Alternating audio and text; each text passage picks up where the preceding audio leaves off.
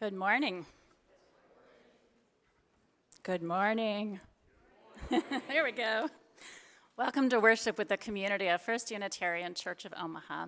I'm Reverend Shari Woodbury, the congregation's settled minister.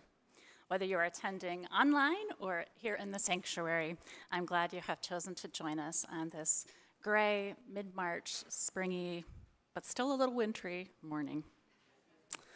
We come together each week to worship, which from the Latin means to remember that which is of worth. And so we reground ourselves weekly in our highest values. A special welcome to visitors. This congregation is a community of all ages and abilities. It's a community with a rainbow of gender and sexual identities. It's a community of diverse cultural and class backgrounds. We draw from many different sources of inspiration. We're going to be drawing from some history and some inspiring people today, and we share common liberal religious values. Whoever you may be, we invite you to bring your whole self into this space. If you're joining us online, I encourage you to create a YouTube account and sign in when you participate that way. This will allow you to take part in things like joys and concerns using the chat feature. Everyone, of course, is invited to subscribe to our YouTube channel and to share videos that you like with others. For those here in person, every week after the service, we have coffee hour downstairs in the common room, which is the room immediately below the sanctuary here. Just a chance to have a bit to eat and drink and chat with folks in a more informal manner. To learn about activities you might want to take part in around the church throughout the week, you can use the QR code or the links in your program, or grab a printed e-news in the foyer. First Unitarian occupies the traditional treaty lands of the Omaha and Otoe-Missouri tribal nations, whose sovereignty existed long before the state of Nebraska. We express our respect as well to the Ponca, Winnebago, and Santee Sioux tribes, all from Nebraska as well, and many others represented in the Omaha area. Our aspiration is to educate ourselves and support causes, charities, and rights of Indigenous peoples in our area. Again, welcome to worship.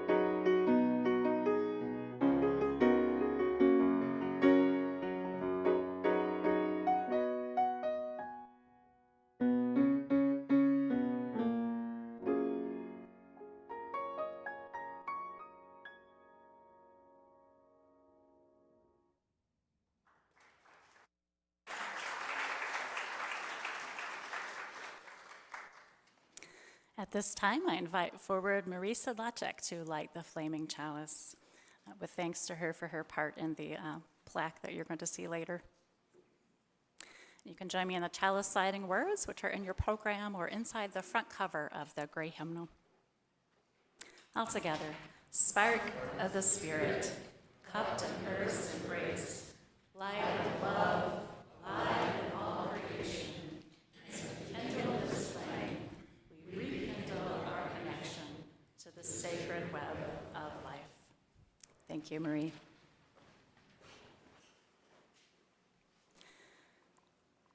As we begin this women-centered service during Women's History Month, I share words of poet Amanda Gorman. Hear me as a woman, have me as your sister. On purple battlefield breaking day, so I might say our victory is just beginning. See me as change. Say I am movement, that I am the year, and I am the era of the women. I invite you to rise if that feels good to your body and join in singing our opening hymn number 109 as we come marching, marching.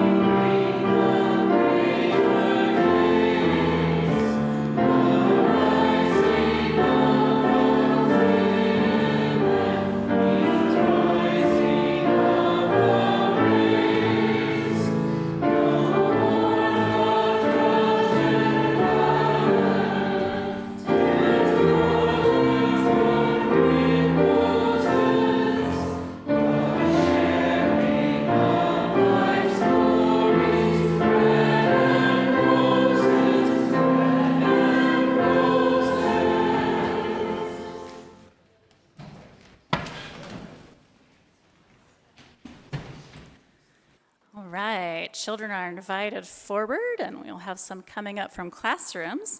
Linda Parker has a special time for all ages to share with us about some wonderful women.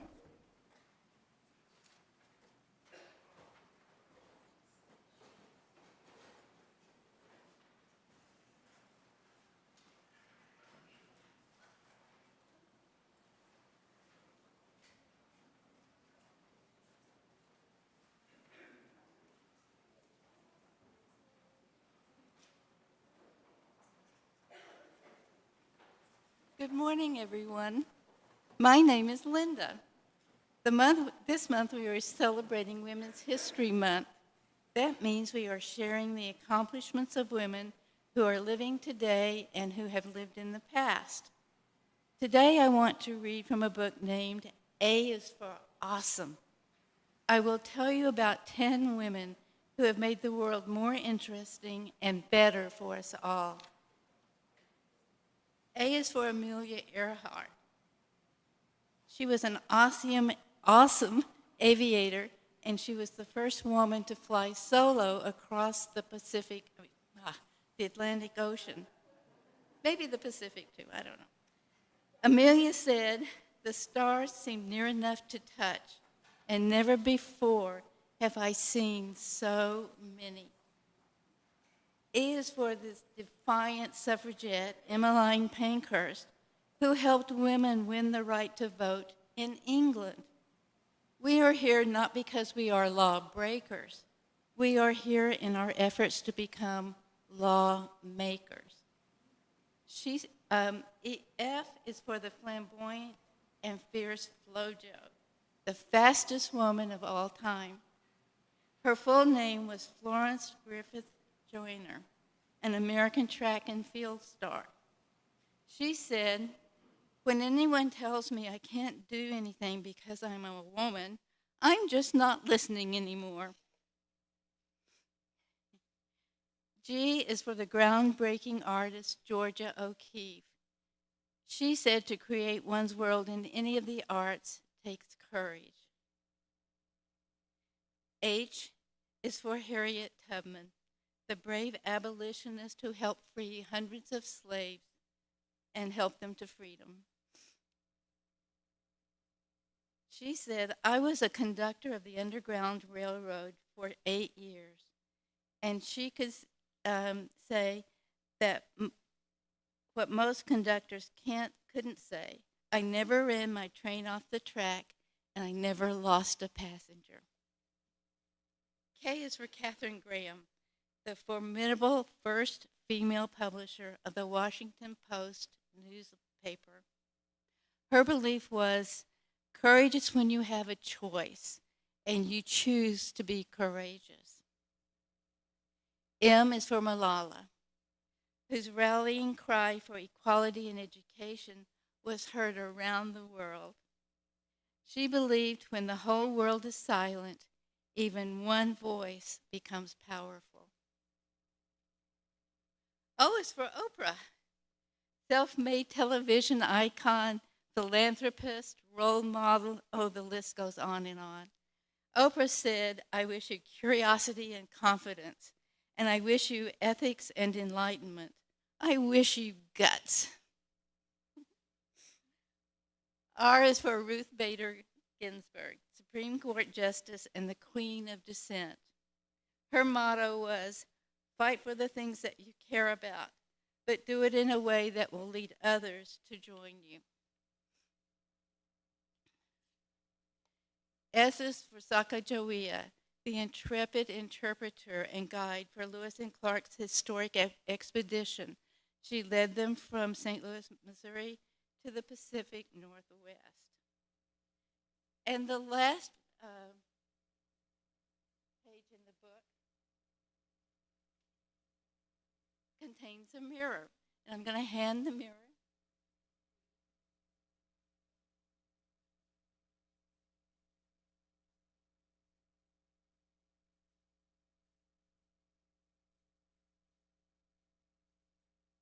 Who do you see when you look in a mirror?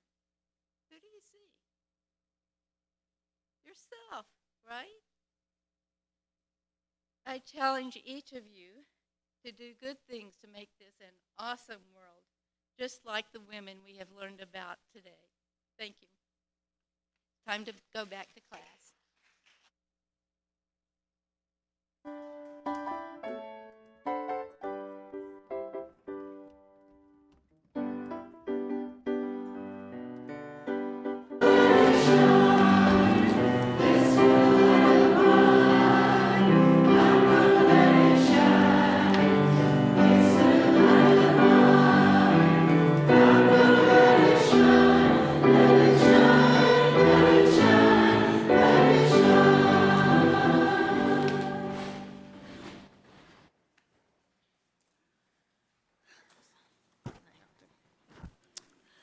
Before I begin, I want to say welcome to any newcomers in the sanctuary or online.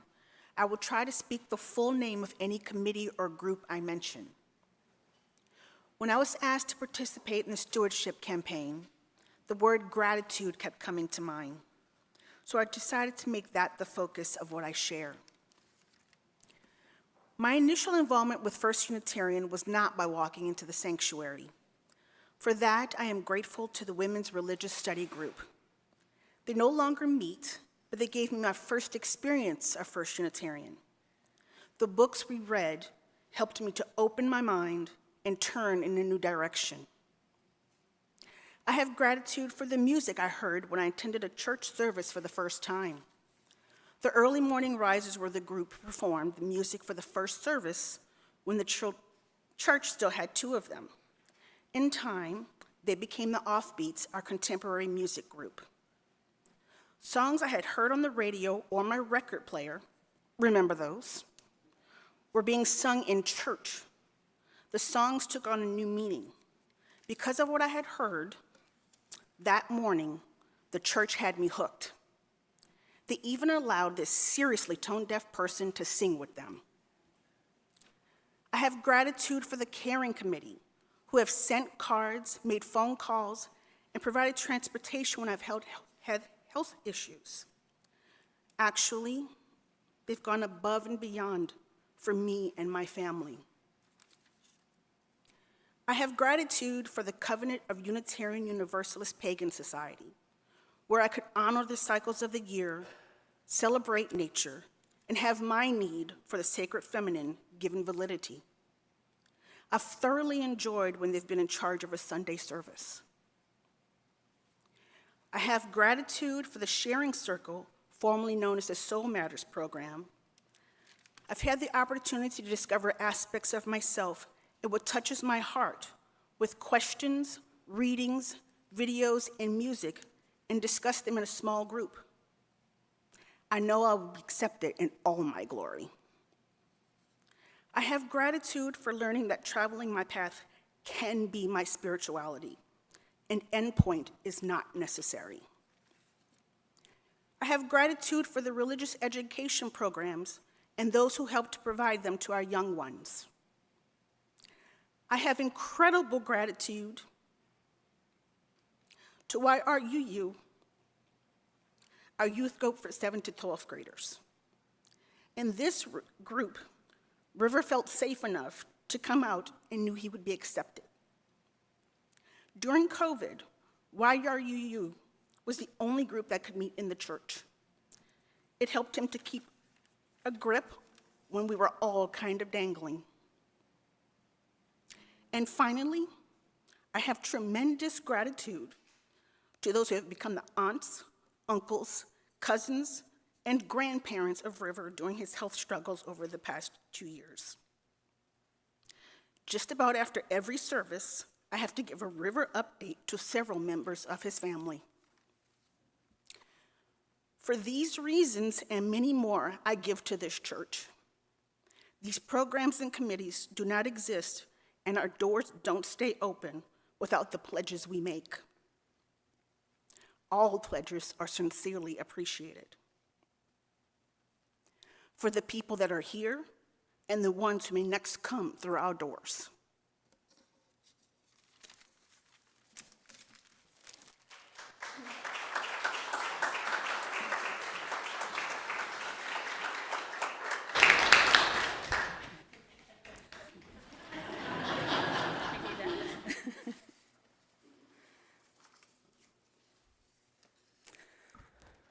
Always wonderful to hear from people involved in the community and get a glimpse into what feeds you all and the difference that we're making together. We come to the time now for sharing of a community offering. This is a way we practice our spiritual virtue of generosity every week. Half of the gifts that are put in the plate or donated at this time, unless otherwise designated, support local causes which resonate with our values. If you're online or prefer to use your smartphone to give, you can use the QR code or the link. For the month of March, our Share the Plate recipient is All People's Pantry. All People's Pantry provides culturally appropriate foods to the greater Omaha Council Bluffs area intercultural community whose needs are not met by traditional food pantries. They have partnerships with other churches, health organizations, and nonprofits. And All People's Pantry not only provides food, but creates a space for the whole person, where diverse cultures feel comfortable, safe, and supported. With its partners, All People's Pantry serves area migrants and refugees with compassion and dignity. They're part of a changing conversation around food pantries and how they function. The offering is gratefully received.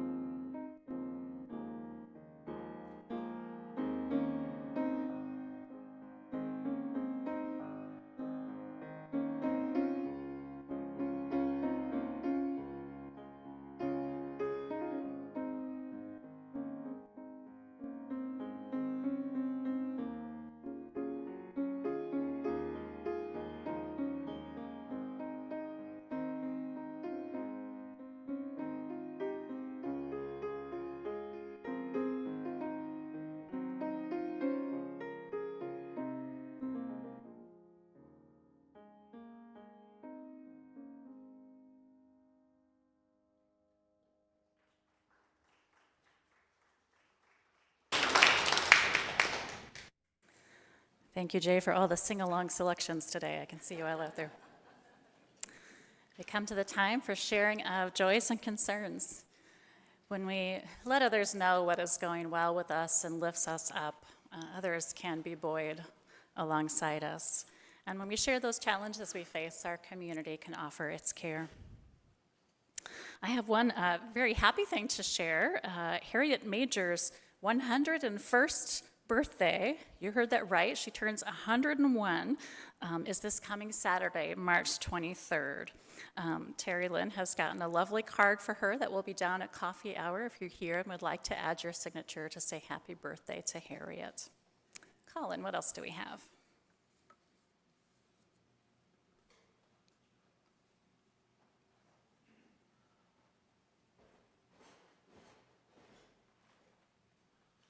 From Neva Cozine, she says, recently I had a normal pressure hydrocephalus shunt installed, and after a brief hospital stay, I went home with great care from my children and husband. Today I am feeling well, and walking is improved rapidly. I want to express my appreciation to all of you who have thought of me and supported me in many ways. I did feel that I was being held in warm, supportive arms and lifted up. It helped in my recovery. I feel like I have a new start on life. Many older adults with normal pressure hydrocephalus are not correctly diagnosed and therefore not treated, and their symptoms are attributed to old age.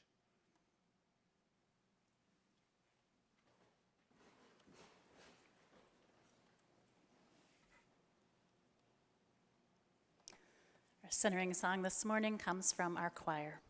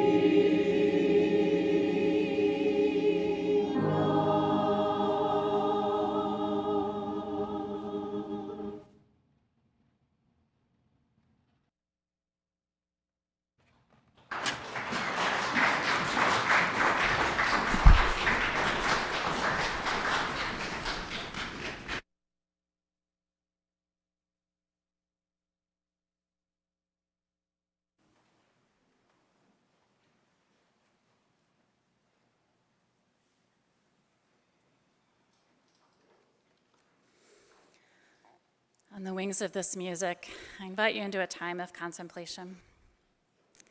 You may wish to gently close your eyes, perhaps press your hand over your breastbone with tender care. And then if it feels right, you might rest your hands palm up on your knees in a receptive posture. After a common prayer, we'll hold a time of shared silence, which I'll end with the sound of the bell.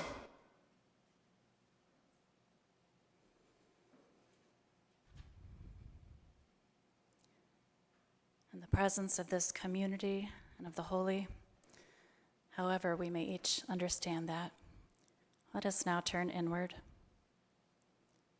Hearts open, hands open, resting in this love. Let us hold in the heart of this community all those among us who are now facing dark times, those who are feeling cut off from the shining beauty of life, those for whom the green hills and the blue skies are hidden in mist. If this is you, know that you are surrounded in love and care. You are not alone, and this too shall pass.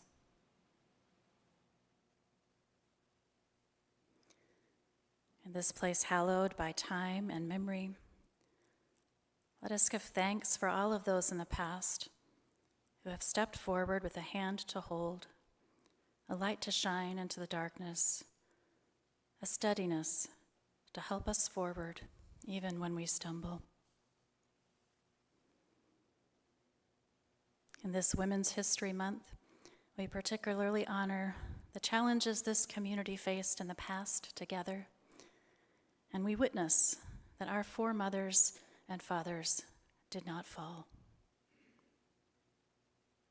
Whatever challenges we face as a community in the future, let us have faith that together again we shall not fall.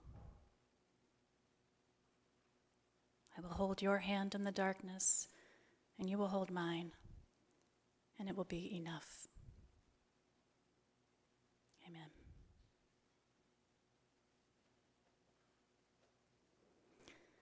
You may like to gently press your own hands together with the feeling that others in the community are holding your hand as we observe a time of silence for your own reflection or prayer.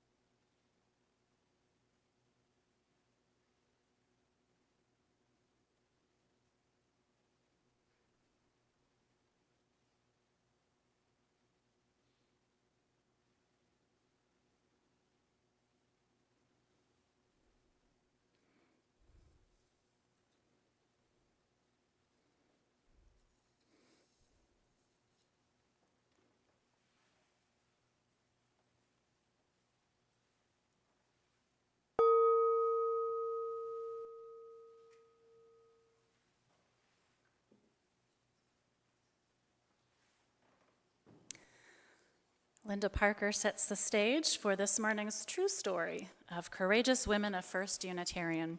Let's hear about what was happening in Omaha and nationally when those events took place.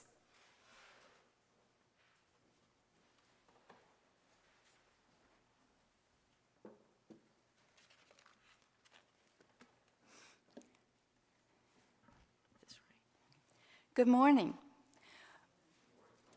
Margaret Mead said, "Never doubt that a small group of thoughtful, committed citizens can change the world. Indeed, it is the only thing that ever has." In my opinion, these words certainly capture the spirit of the women we honored during our celebration of Women's History Month. Grace Holdrege, the woman honored in the plaque to be unveiled in our foyer today, certainly lived in interesting times. Born in 1856, she married George W. Holdrege in 1878 on the cusp of the Gilded Age. Her death occurred in 1934 during the Great Depression. The social and political forces that had a major impact on Nebraska in the late 1800s and early 20th century included the Gilded Age, women's suffrage, the progressive movement, and the growth of Omaha from a rowdy village into a small city. Women of the Gilded Age pushed for new opportunities and civic engagement.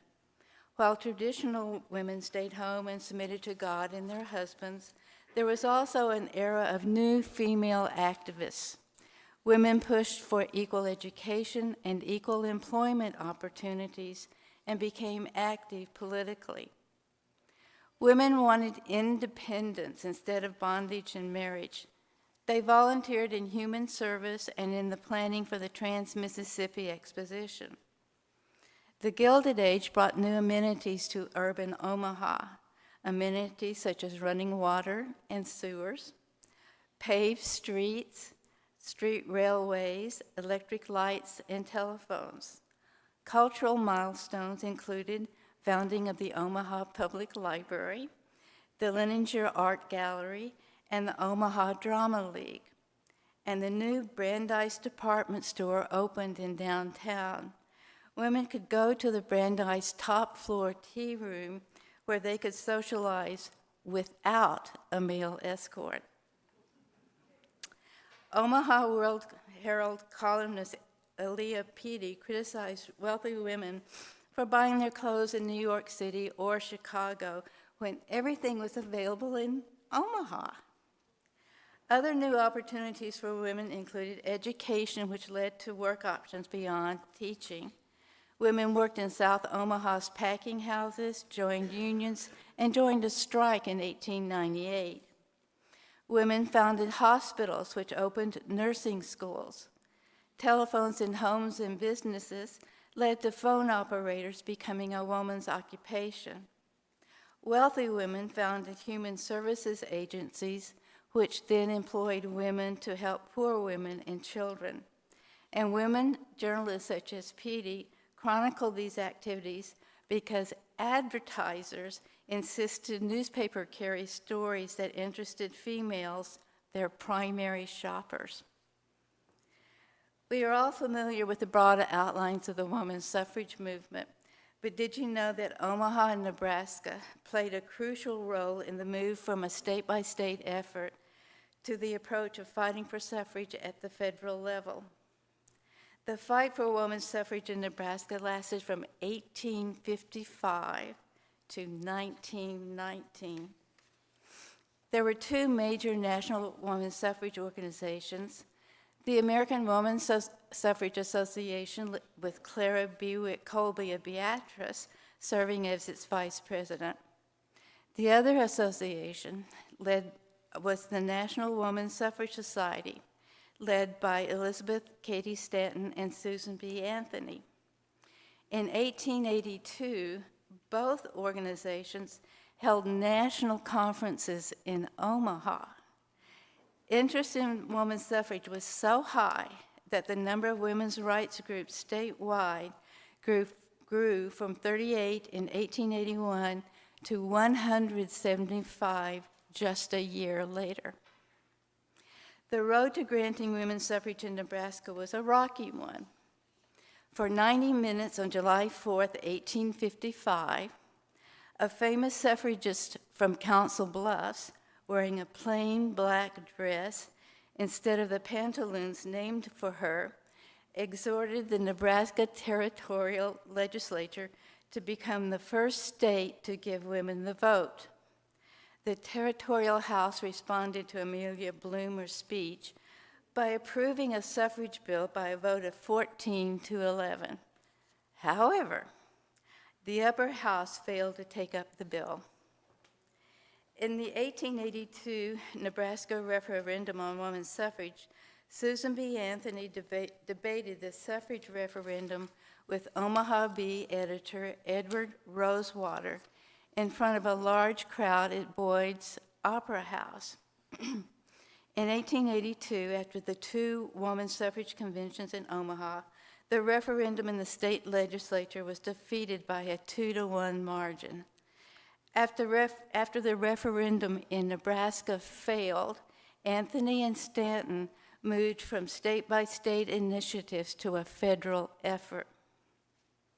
In 1914, the Nebraska Men's Association published a manifesto opposing the state constitutional amendment for equal woman suffrage. Some excerpts from the document. We yield to none in our admiration, veneration, and respect for woman. We recognize in her admirable and adorable qualities and sweet and noble influences which make, it gets better, which make for the betterment of mankind and the advancement of civilization. We have ever been willing to give her every opportunity that makes for development and true womanhood. We must recognize that woman suffrage is inconsistent with the fundamental principles upon which our representative government was founded, and to accept it now involves revolutionary changes. The greatest danger to the Republic of the United States today, as it always has been in governments where the people rule, is in an excitable and emotional suffrage. If the women of this country would always think coolly and deliberate calmly, if they could always be controlled and act by judgment and not under passion, they might help us to keep our institutions eternal as the foundations of the continent itself. The United States should guard against emotional suffrage. End of quote. The manifesto signed by 30 men of Omaha, businessmen, bankers, industrialists, and railroad executives, is typical of the open opposition to woman suffrage. The other classes who were opposed, the machine politicians and the liquor interests, for the most part worked more secretly to oppose women's suffrage. Who were some of the signers of the manifesto? Joseph H. Millard, ex-senator and president of the Omaha National Bank; Fred A. Nash, president of the Omaha Electric Light Company; and George W. Holdrege, manager of the Burlington and Missouri Railroad Company and husband of Grace Holdrege. All right, changing topics. The panic of 1893 led to the creation of the Trans-Mississippi and International Exposition in 1898 as a way to help Omaha businesses recover from the panic's economic depression and from drought. Sarah Jawson volunteered in the arts, which led to major impacts in later years, as we know. The exposition lasted 5 months from June 1st to October 31st, 1898. 2.6 million people visited the exhibition. 20,000 incandescent light bulbs lit up the fair.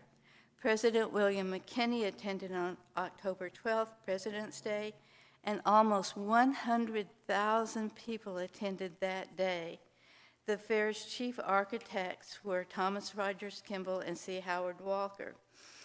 There were many special events, such as Buffalo Bills Day, and of special interest to me, Texas Melon and Grape Day. Unintended events also occurred during the 5 months of the fair. Lieutenant Dorothy Maurer of the Salvation Army of Chicago chopped off the arm and leg from the statues of Venus and Apollo, and that made the national news. A performer named Little Egypt performed the Hoochie Coochie dance in the streets of Cairo exhibit. Not to worry, however, she never took off enough clothes to violate the moral standards of the day. The Indian National Congress was also part of the fair. While the Congress was intended to educate about tribal culture and customs, the assemblage of about 500 people from 26 tribes turned into a sideshow. The Progressive Era provided an interesting backdrop for Unitarian churches. Historians generally date the Progressive Era as a response to the excesses of the Gilded Age from the 1890s to either World War I in 1917 or the onset of the Great Depression in 1929.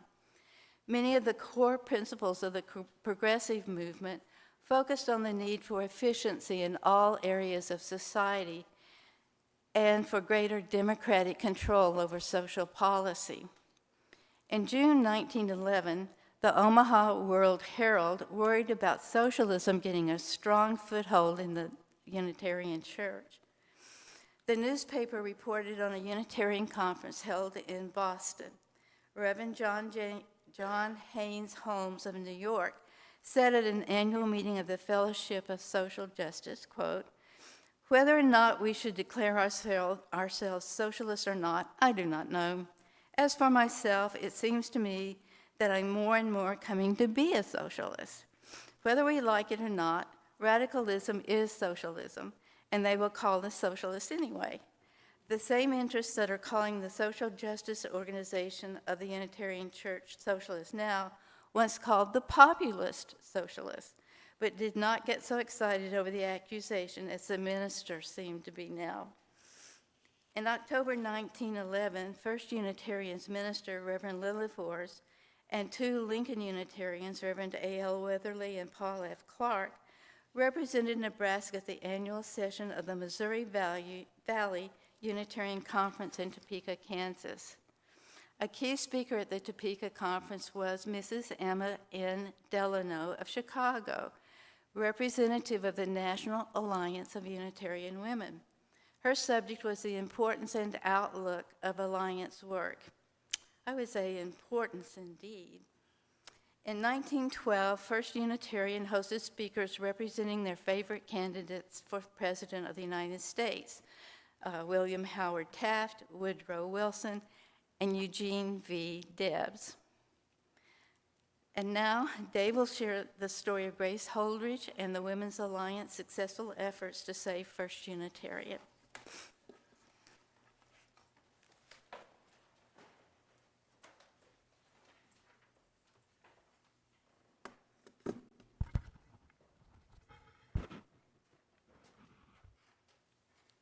Thank you, Linda.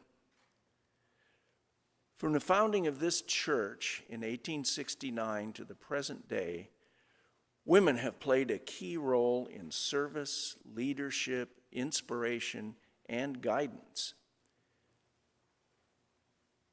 This photo of Reverend William Copeland, who served our church from 1878 to 1888, you can tell the role that women played. They were, of course, encircling a male, but those women were key to the growth of this church in its very earliest years. That woman on the lower right is Mrs. T.H. Kimball, who is the mother of Grace Kimball Holdrege, the woman we honor today. Reverend Newton Mann, who was here from 1890 to 1910, is pictured here with his second wife, Rowena Morse Mann. Rowena Morse Mann probably deserves her own service sometime. She's a remarkable woman who was a member of this church when she was a young woman. She was a teacher at Omaha High School, now known as Omaha Central High School. Go Eagles. And she gave a lay sermon, which Newton Mann said was wonderful, and encouraged her to continue and become a minister, which she did, and went on to do wonderful things with the Unitarian Association, with education for women, both in higher education and in standard classroom education also.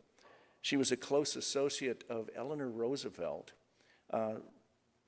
Reverend Mann's first wife died shortly after his retirement, and several years after that, he married Rowena Morse Mann.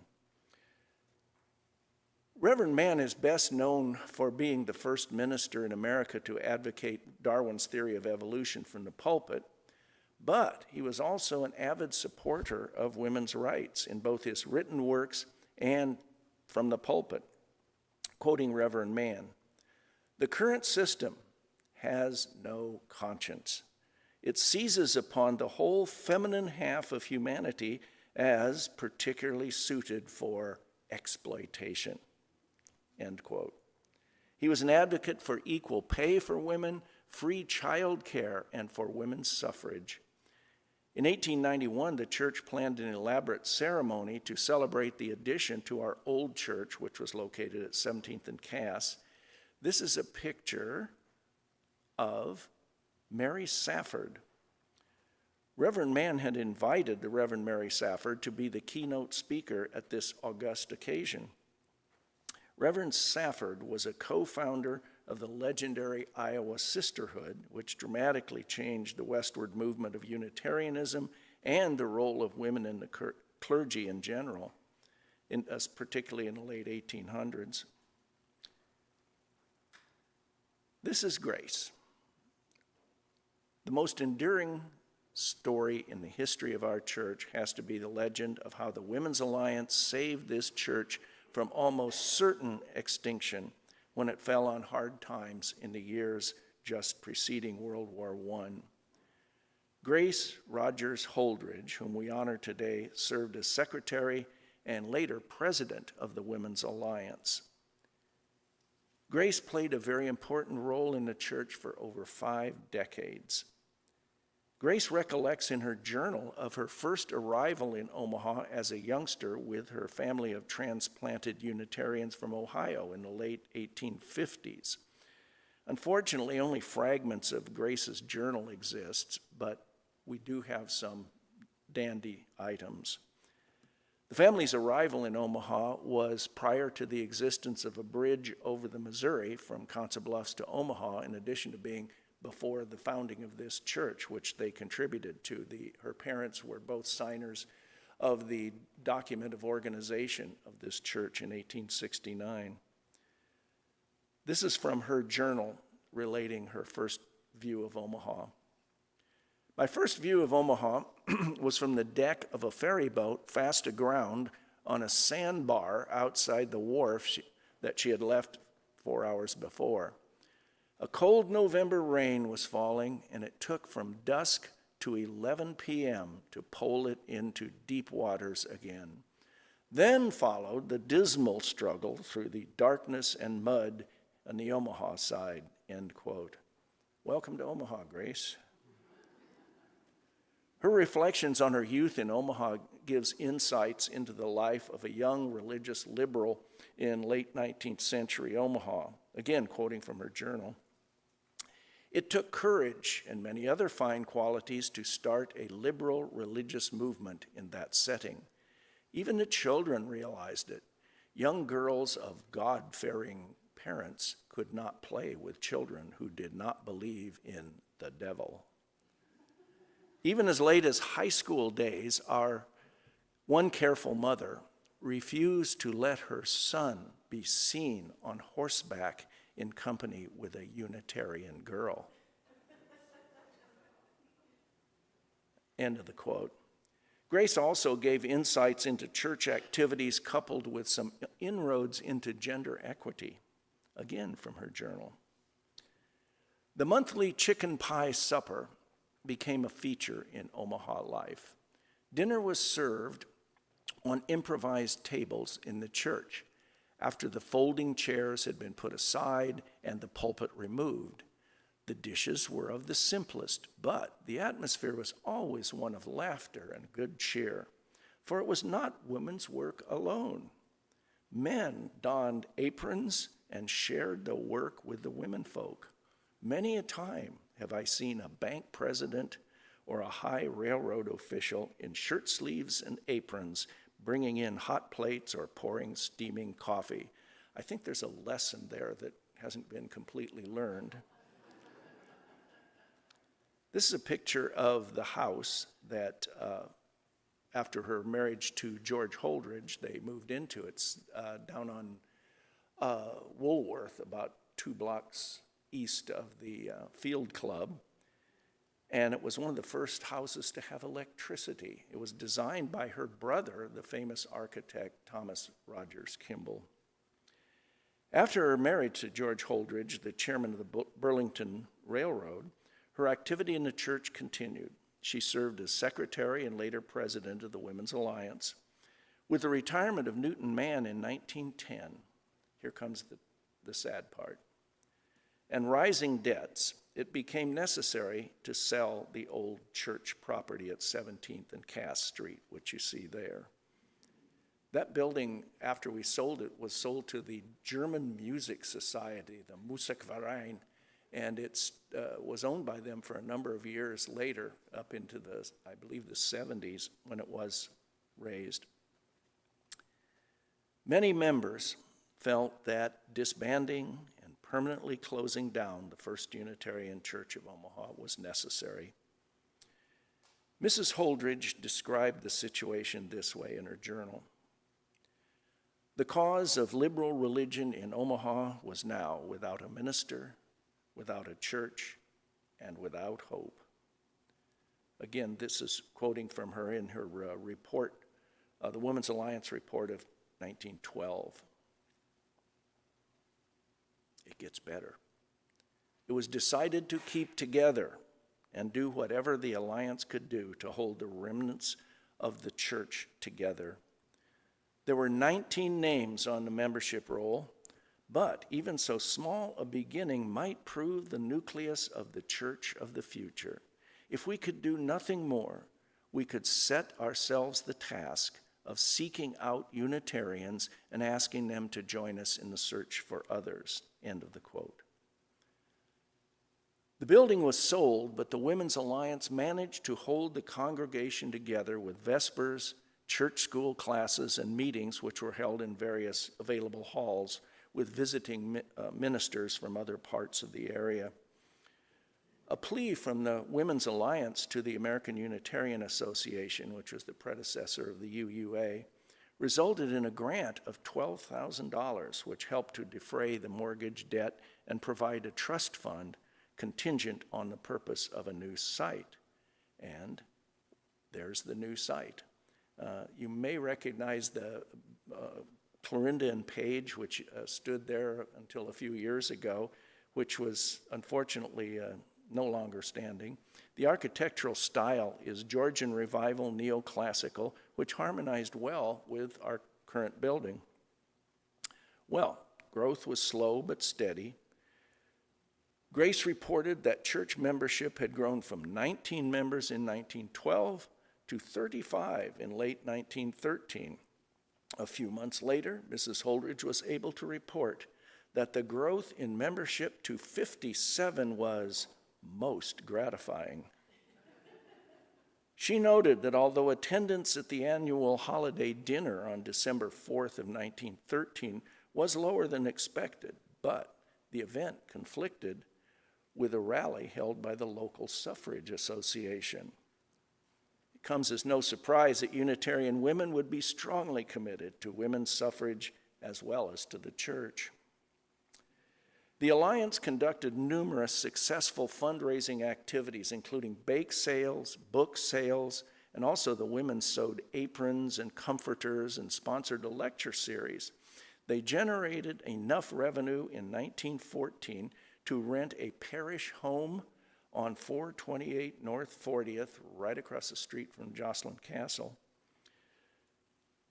the home of church members George and Sarah Jocelyn, another woman who deserves some attention in a future service.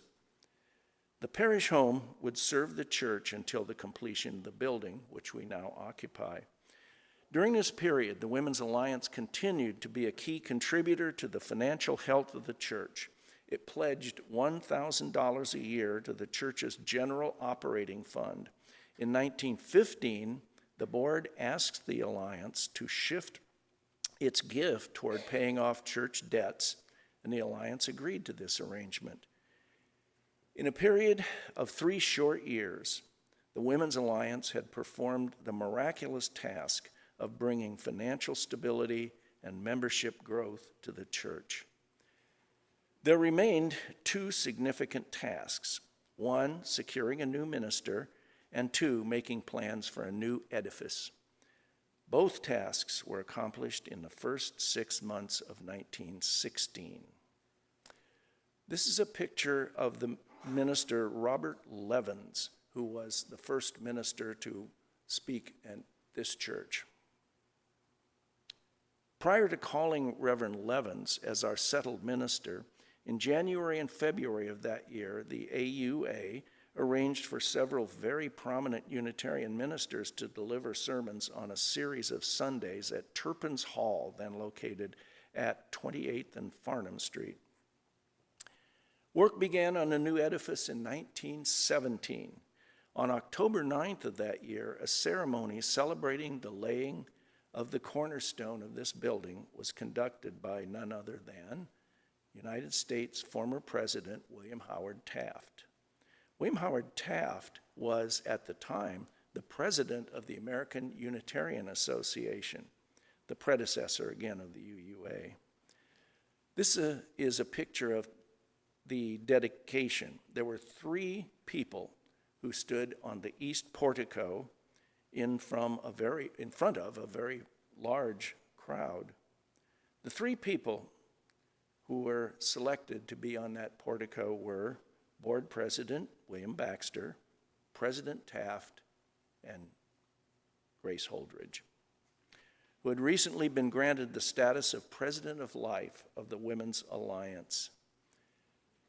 This is a picture of the completed church. It's recently, after it was completely finished in 1918. You'll notice the RE wing wasn't built. That wasn't built till the 1950s, and other surrounding things were not developed yet. So today, we honor her and those other intrepid members of the Women's Alliance with the unveiling of a plaque, which will take place at the conclusion of this service. I'm now going to turn it over to Reverend Shari.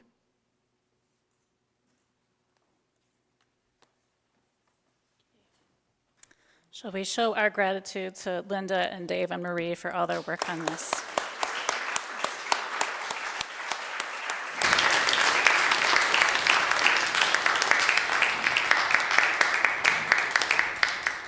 All right, before we get to the plaque, I invite you to sing our closing hymn. You can rise if you like. It's number 212. We are dancing Sarah's Circle.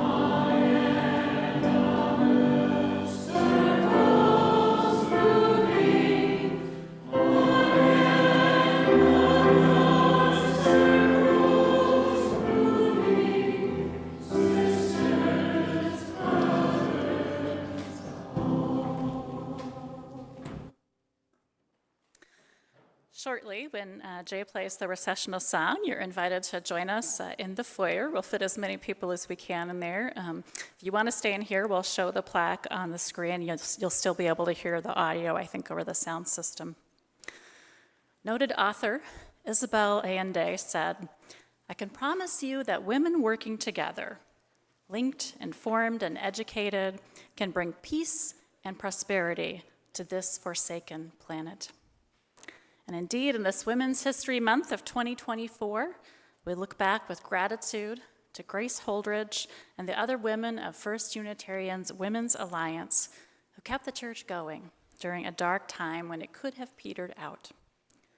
Let us also look around us at the many people in this community. You can look around you if you like, including courageous women leaders who are part of our community today, who are ready to help our community meet our moment in history and keep the flame of liberal religion burning bright. May it be so. Amen. And out we go to the back.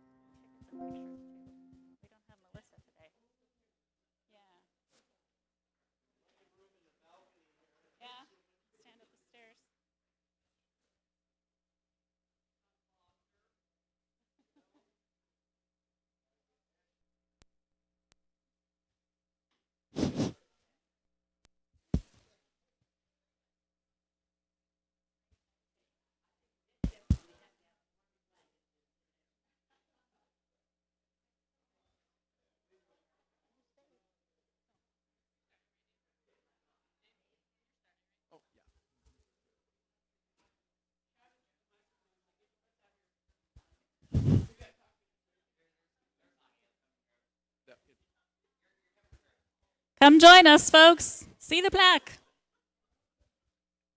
Either stay in there or come on here, but don't visit in the aisle.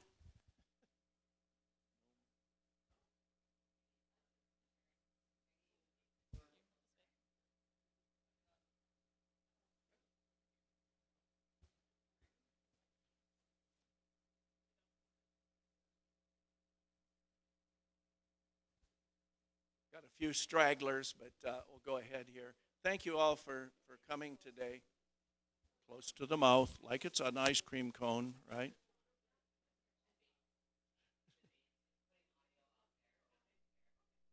Oh, okay, that's fine. Again, thank you very much for coming to this service.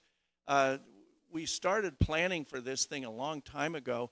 I remember walking through the church and checking out some of the plaques in there of names that from long ago, and I noticed one very outstanding, I won't call it outstanding in the sense of positive, but one factor.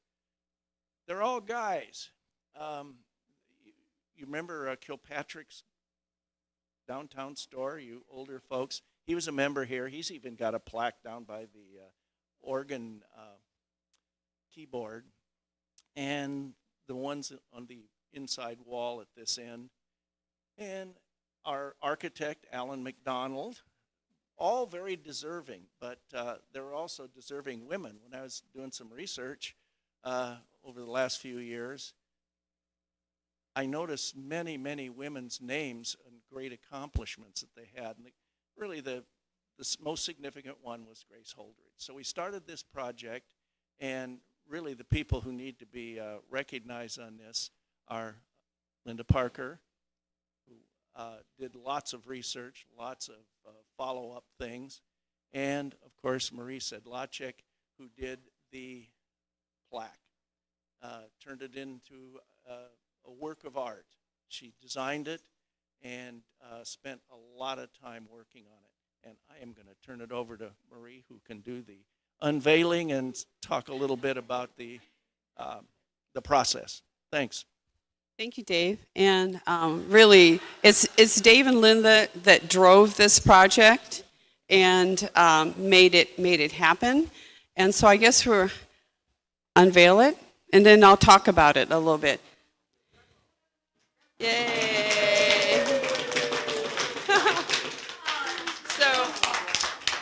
So before we take any really great pictures of it, we probably have to take like the tape off. There we go.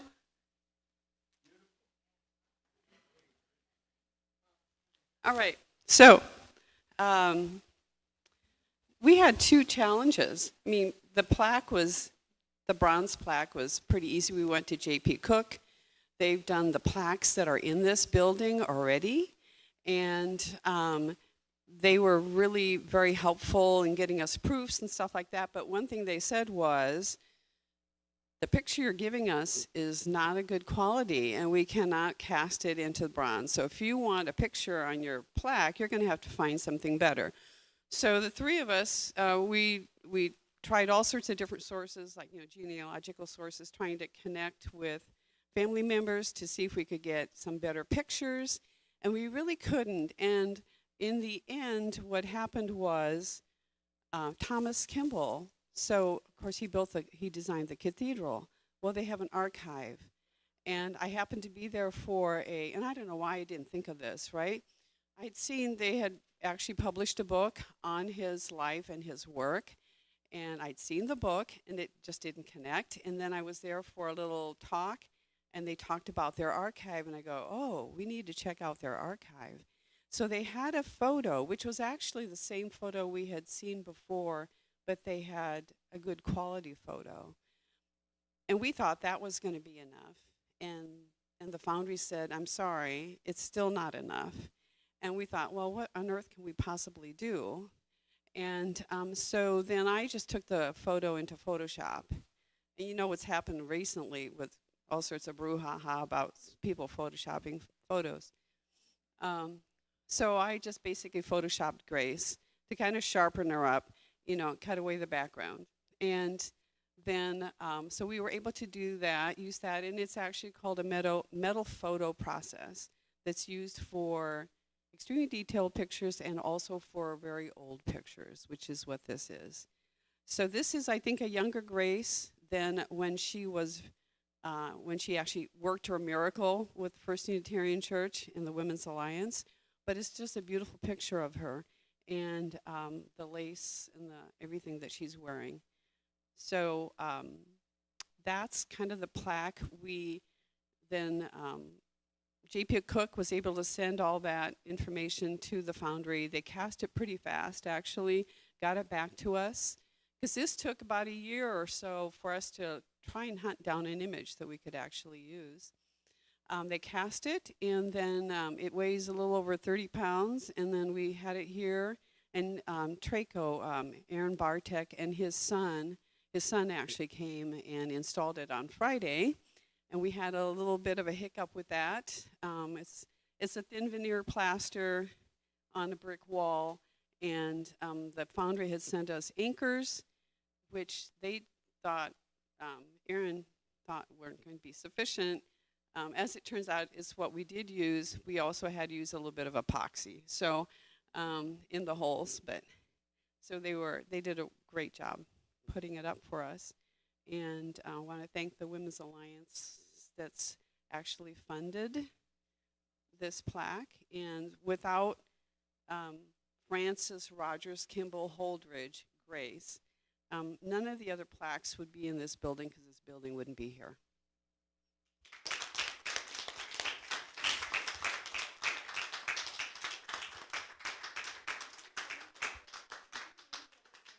Certainly, yeah, it's worth reading. So her quote that Dave mentioned, it was decided to keep together. On the brink of extinction in 1912, Grace Holdrege, president of the Women's Alliance, raised money and memberships to save the church. 5 years later, this building was built, and her dates are 1856 to 1934.